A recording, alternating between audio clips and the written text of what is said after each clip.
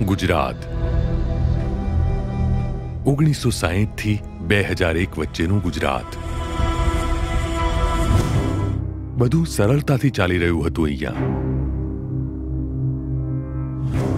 ઉદ્યોગો, ખેતી, વેપાર, સ્કૂલો, કોલેજો, રસ્તાઓ અને જિંદગીઓ પણ.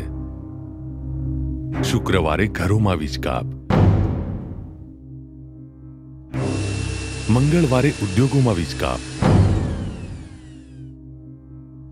ગામડાઓમાં અમુક જ કલાક વીજળી, પરંપરાગત ઉર્જાના ઘટતા જતા સ્ત્રોતો અને આ બધા ઝંઝાવાતોમાં આર્થિક ઔદ્યોગિક દોડમાં દેશ આખાનું લીડર બનવા નીકળેલું એક રાજ્ય ગુજરાત. છતાંય બધું જ ચાલી રહ્યું હતું અને કદાચ કાયમ આમ જ ચાલવાનું હતું.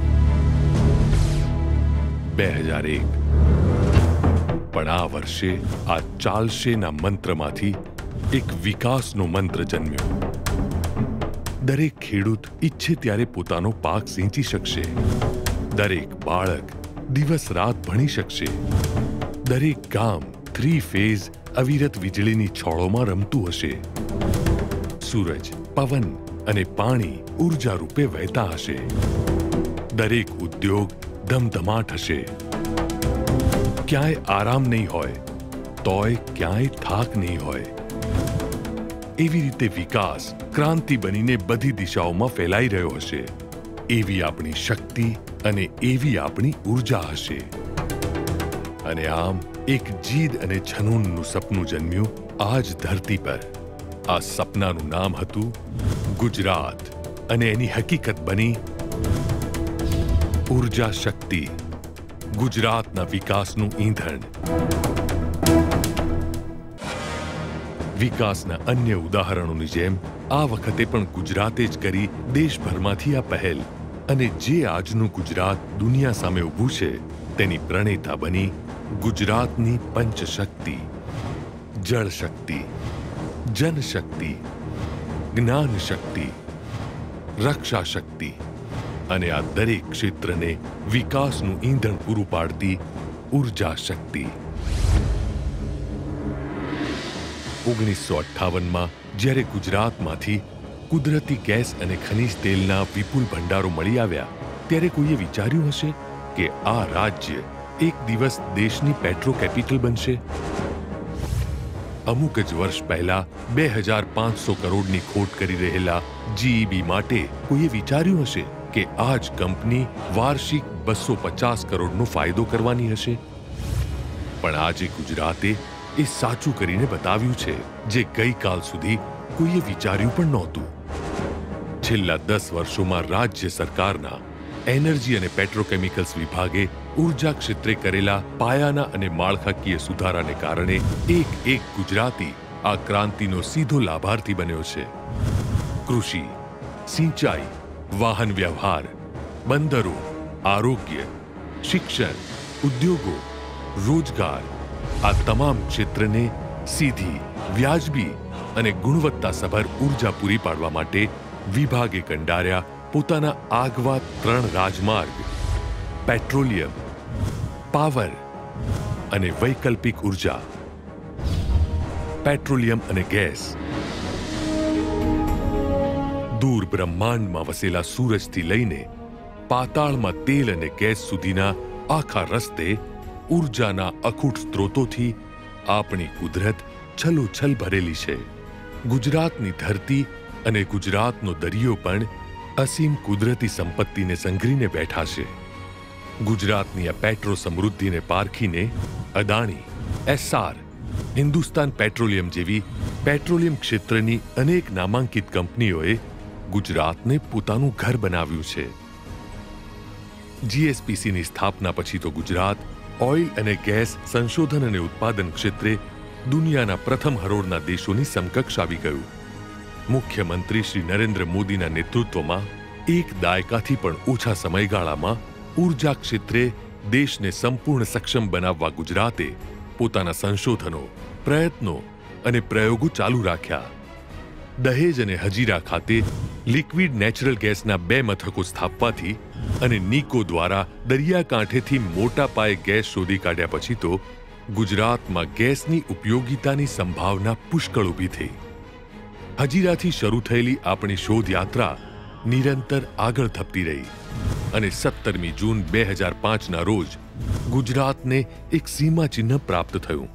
દેશના પૂર્વ કિનારે કૃષ્ણા ગોદાવરી બેસિનના KGOSN 2001/3 બ્લોકમાં ગુજરાતને પૃથ્વીના પેટાળમાં 5000 મીટર ઊંડાઈએ ગેસનો વિપુલ ભંડાર મળી આવ્યો. હાઇડ્રોકાર્બન સમૃદ્ધિથી ભારોભાર આપણું રાજ્ય આજે દેશભરમાં સૌથી મોટું ઓન લેન્ડ ઓઇલ અને ગેસ ઉત્પાદક રાજ્ય બન્યું છે.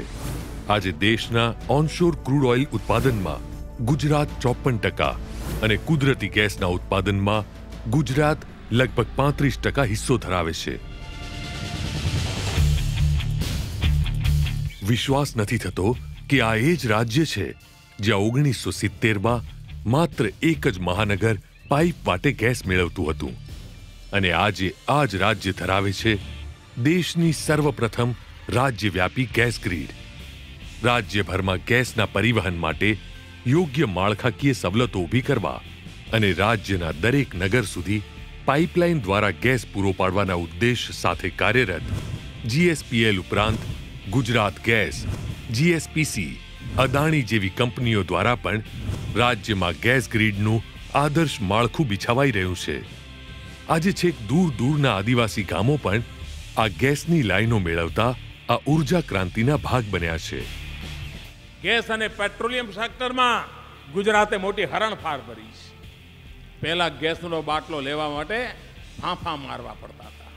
આજે ગુજરાતની અંદર લાખો પરિવારોમાં જેમ રસોડામાં પાઇપલાઇનથી પાણી આવે છે એ જ રીતે આજે ગુજરાતમાં મારી બહેનોને રસોડામાં ચૂલો સળગાવવા માટે પાઇપલાઇનથી ગેસ મળે એના માટેનું આપણે કામ કાઢ્યું. ગુજરાતને ગેસ આધારિત અર્થતંત્ર બનાવવાના સપનાને સાકાર કરવા માટે આજે ઉદ્યોગોને ગેસ પૂરો પાડનારું ગુજરાત દેશનું અગ્રેસર રાજ્ય બન્યું છે. ઉદ્યોગોને ગેસ મળતો હોવાથી હવે ઔદ્યોગિક પ્રદૂષણમાં પણ મોટા પ્રમાણમાં ઘટાડો જોવા મળ્યો છે. વીજળી આખરે રાજ્ય ગમે તેટલી હરણફાળ ભરી લે, જો તેનો સીધો લાભ નાગરિકો સુધી ન પહોંચે તો વિકાસ અધૂરો છે. જ્યારે રાજ્ય પોતે રોજગારીની સતત તકો ઊભી કરવા અને તે દ્વારા ગ્રામીણ અને પછાત વર્ગોને ગરીબીના વિષચક્રમાંથી બહાર લાવવા મથી રહ્યું હોય ત્યારે ઉર્જા શક્તિ જ દેશના આર્થિક વિકાસનું બળતણ બને છે. એટલે જ હવે સમય આવી ગયો છે કે ગુજરાતનો આ ઝળહળતો વિકાસ ઉજાસ બનીને રાજ્યના ઘરે ઘરે પથરાય. કાર્યક્ષમ અને ઓછા ખર્ચાળ સાધનો મારફતે વીજળીનું ઉત્પાદન, વહન અને વિતરણ, નવીનીકરણ અને આધુનિકીકરણથી પ્રવર્તમાન સાધનો અને અસ્ક્યામતોનો મહત્તમ ઉપયોગ, સૌને પોસાય તેવી સ્વચ્છ, ગુણવત્તાયુક્ત અને વ્યાજબી દરે વીજળી પૂરી પાડવા માટે ટેરિફ માળખાને સુયોજિત કરવું, વહીવટી માળખાનું પુનઃગઠન કરીને સેવાઓના વિતરણમાં સુધાર લાવવો. એનર્જી અને પેટ્રોકેમિકલ વિભાગ દ્વારા એક પછી એક સુધારા અને ફેરફારો આકાર લેતા ગયા અને આમ અસ્તિત્વમાં આવી મુખ્યમંત્રીશ્રીના વિચાર મંથનના પરિણામરૂપ ક્રાંતિકારી યોજના જ્યોતિગ્રામ યોજના, જે ગુજરાતના હજારો ગામડાઓને પોતાની પ્રકાશ યાત્રામાં જોડતી ગઈ. મુખ્યમંત્રીશ્રીના આ એક અભિગમને કારણે આજે ગુજરાત બન્યું દેશનું એકમાત્ર રાજ્ય જેના તમામ 18,000 ગામડાઓ સતત 3 ફેઝ વીજળીની સુવિધા મેળવી રહ્યા છે. અને આ બધું શક્ય બન્યું मात्र 1000 दिवस में. हिंदुस्तान के बड़े बड़े शहरों में भी 24 घंटे बिजली उपलब्ध नहीं है, लेकिन गुजरात एक प्रदेश है जिसने एक नया इतिहास निर्माण करने का प्रयास किया.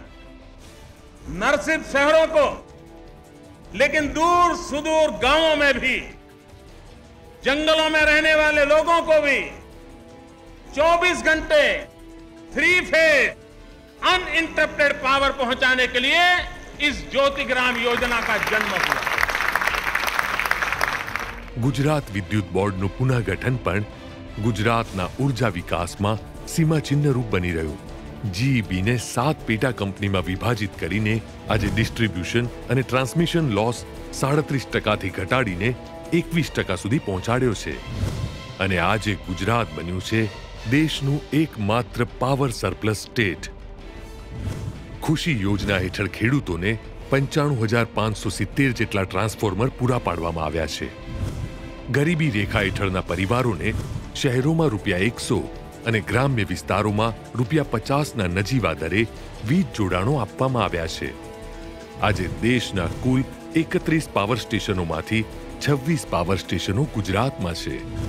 થર્મલ, હાઇડ્રોગેસ, નેપ્થા, લિગ્નાઇટ અને પરમાણુ ઉર્જાના ઉત્પાદક આ પાવર સ્ટેશન્સ ગુજરાતની સ્વર્ણિમ આજ અને ભવ્ય આવતીકાલના સ્વાગતની તૈયારીઓ છે.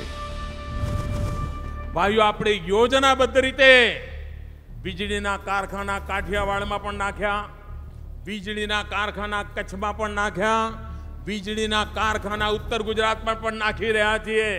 આમ વીજ ઉત્પાદન ગુજરાતના જુદા જુદા બધા જ ક્ષેત્રોમાં થાય એ દિશામાં આપણે કામ આદર્યું છે અને એનો લાભ મળે છે. ભાઈઓ, ગયા 10 જ વર્ષમાં આ સરકારના કાર્યકાળમાં 10 જ વર્ષમાં વીજળીનું નેટવર્ક જે કર્યું છે, કેબલ નાખ્યા છે, વાયરિંગ કર્યું છે મુખ્ય વીજ વહન માટે. તમે આખા ગુજરાતની 5 વખત પરિક્રમા કરો ને અને જેટલા કિલોમીટર થાય એના કરતા વધારે કિલોમીટરના કેબલ આ 10 જ વર્ષમાં આખા ગુજરાતમાં પાથર્યા છે અને પાથરીને આપણે સેવા. વૈકલ્પિક ઉર્જા સ્ત્રોતો. ઉર્જાના આ મુખ્ય સ્ત્રોતોએ અર્પેલા ચમત્કારિક પરિણામો પછી હવે ગુજરાતે પોતાના બિનપરંપરાગત ઉર્જા ક્ષેત્રો પણ વિકસાવ્યા.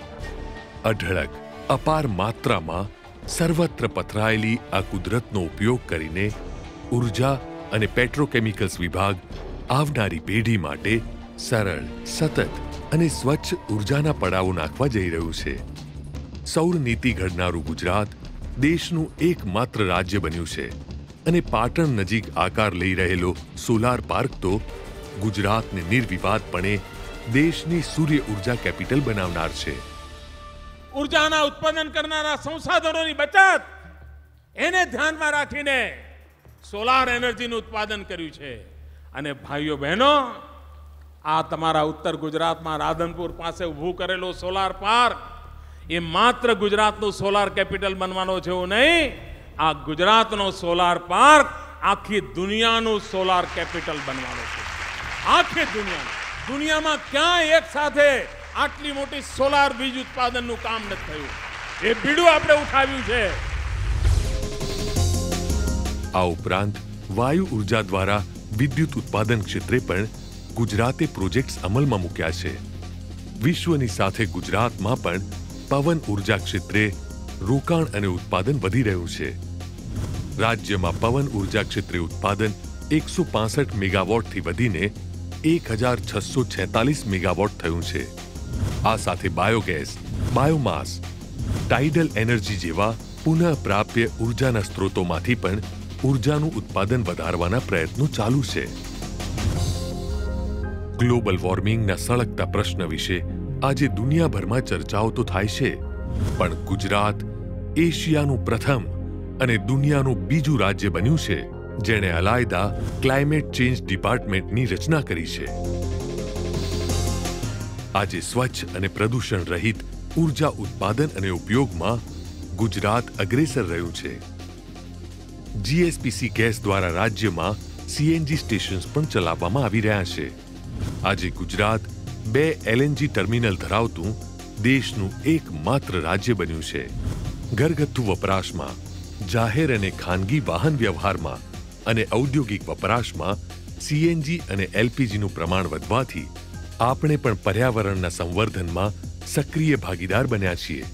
ઝડપથી વિકસી રહેલા ગેસ અને ઓઇલ સેક્ટરમાં આગામી 2015 સુધીમાં 1 લાખથી વધુ તાલીમબદ્ધ અને નિપુણ વ્યાવસાયિકોની જરૂરિયાત ઊભી થશે. આ ક્ષેત્રમાં તાલીમબદ્ધ માનવ સંસાધન ઊભું કરવા માટે આપણી દીર્ઘદ્રષ્ટા સરકાર દ્વારા ગાંધીનગર નજીક પંડિત દીનદયાળ ઉપાધ્યાય પેટ્રોલિયમ યુનિવર્સિટીની સ્થાપના કરવામાં આવી છે.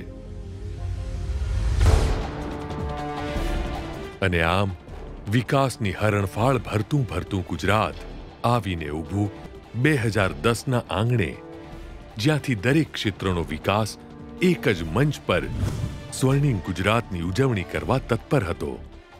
સ્વર્ણિમ ગુજરાતના વર્ષને ઉત્સવ સમો ઉજવ્યો ઉર્જા શક્તિએ પણ.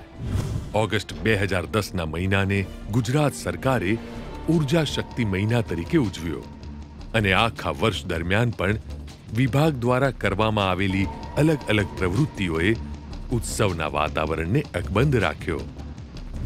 વિકાસ તો હવે ગુજરાતની સંસ્કૃતિ બની રહી છે. પણ આખરે એપ્રિલ 2011માં સ્વર્ણિમ વર્ષ ઉજવણીના કાર્યક્રમની ઔપચારિક પૂર્ણાહુતિ રૂપે પાલનપુર ખાતે ઉર્જા શક્તિ મહોત્સવ યોજવામાં આવ્યો. 23, 24, 25 એપ્રિલ 2011ના 3 દિવસ માટે આયોજિત આ ઉર્જા શક્તિ પ્રદર્શન માનનીય મુખ્યમંત્રીશ્રીના હસ્તે તેમના મંત્રીમંડળની હાજરીમાં લોકો માટે ખુલ્લું મૂકવામાં આવ્યું. ગુજરાતની આવતીકાલ ઉર્જાવાન બને અને ગુજરાતની આ શક્તિ સમગ્ર દેશના વિકાસની શક્તિ બને તેવી ભાવના સાથે સામાન્ય લોકોને પણ આ ઉર્જા યાત્રામાં જોડવામાં આવ્યા હતા.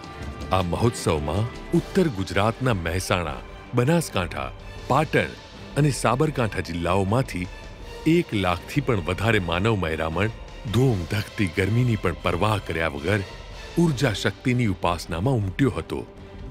ગુજરાતે ઉર્જા ક્ષેત્રે આણેલી ઐતિહાસિક સિદ્ધિઓ જે લોકો તેમના ઘરો અને જિંદગીઓ સુધી રોજે રોજ પહોંચી રહી છે, તેની પાછળના કારણો અને પ્રયત્નો પણ લોકો સુધી પહોંચે અને તેઓ પણ પોતાના રાજ્યની કિંમતી ઉર્જાનું મહત્વ સમજે તે માટેનો આ નવીન પ્રયાસ હતો.